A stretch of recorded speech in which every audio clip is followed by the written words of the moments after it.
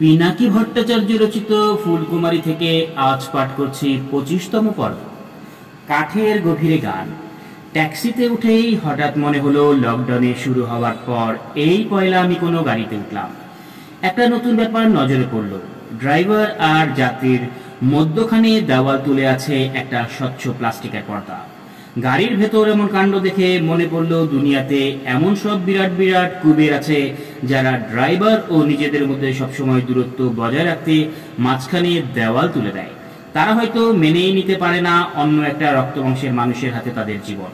আমি অবশ্য আমার ড্রাইভারকে দেখতে পাচ্ছি, চাইলে কথা বলতে পারবো, কিন্তু মহামারী আমাদের মধ্যে বিচ্ছিন্নতার স্বচ্ছ দেওয়াল তুলে দিয়েছে। প্যারিসের শুনশান রাস্তায় খানিকটা পথ পেরোলেই একটা হর্স চেস্টনাট গাছ নজরে পড়ল। এই গাছ আমার পরিচিত। গাছটার নজরে এলেই আমি বুঝতে পারি বাসার কাছাকাছি চলে এসেছি। অনেক দিন ধরেই এই গাছটার সাথে নির্জনে কথা বলি। আজও বাতচিত করার চেষ্টা করলাম, যদিও জবাব পাইনি। মাঝে মধ্যে এই গাছটার বয়স আন্দাজ করার কোশিশ করি, কিন্তু পারি না। বাংলাদেশের গাছ দেখলে সচরাচর বয়স বলতে পারি আমি, কিন্তু ফ্রান্সের গাছগুলো আমার কাছে কখনো আনোখা, এখনো নতুন। বছরের পর বছর চলে যায় একটা গাছ জোয়ান হতে। ধীরে ধীরে প্রায় অন্তহীন সবুর নিয়ে সে তৈরি করে তার মোটা আর ঘন বাদামি বাকল, আর ভেতরে জমায় সোনালী মধুর মতো এক একটা বলয়, যার প্রতিটা বলয়ে গাথা থাকে বন্যা, খরা, মানুষের উদ্ধত্ত, যুদ্ধ, গণহত্যার ইতিহাস। কিন্তু সে নিজে তার তিল তিল করে গড়ে তোলা জ্ঞানকে ব্যবহার করে না, কেবল বহন করে সেসব। প্রতিটা গাছের কাঠে কাঠে খোদাই করা থাকে তার নিজস্ব বলয়। ডেন্ড্রোক্রোনোলজিস্টার গাছের বলয় দেখে বলে দিতে পারেন তার বয়স।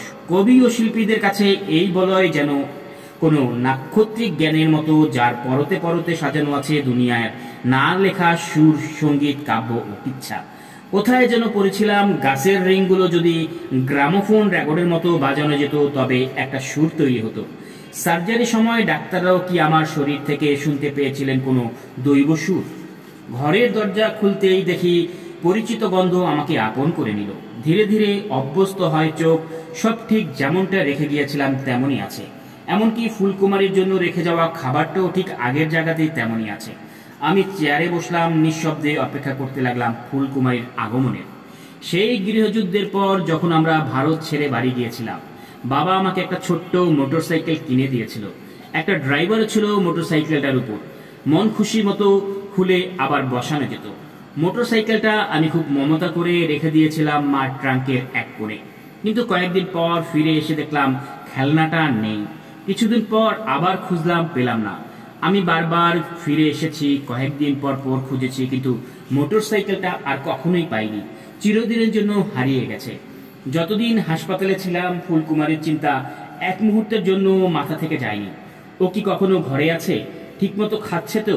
যদিও ভাবে আমি ওকে ফেলে চলে গেছি, যদিও আমাকে মাফ না করে, নাকি এখনো আমাকে সে দখলদার মানুষের একজন ভাবে, যারা তার হাজার হাজার বছরের জমি কেড়ে নিয়ে সেখানে কংক্রিট ঢেলে দিয়েছে। চেয়ার থেকে উঠে ওর অভ্যস্ত জায়গাগুলো দেখতে লাগলাম, যেখানে ওর খাবার রাখতাম, আমার চেয়ারের বাদিতে, যেখানে বসেও আমার কথা শুনতো। কিন্তু কোথায়ও পেলাম না। আমার শৈশবের মোটরসাইকেলের মতো ফুলকুমারীরও হয়তো হারিয়ে গেছে। হঠাৎ মনে হলো একটা আমার ঘর নয়, আমি আটকে আছি ধুলোয় ভরা এক বেজান মরুভূমিতে। ফুলকুমারী এখন কেবল এক মরীচিকা, চুপচাপ চেয়ারে হেলান দেই। সেখানে সন্ধ্যার আগে আগে শেষ রোদের ছায়া আমাকে ছুঁয়ে চলে যায়। তারপর রাতের তীব্র আলো কেটে গেলে আমার বুক ভেদ করে ঢুকে পড়ে হৃৎপিণ্ডের গভীরে। কোথায়ও ওই জ্যোৎস্না আর অন্ধকারের ভেতর ফুলকুমারী আছে, এক সুফির স্বপ্নের মতো তন্দ্রার জগতে।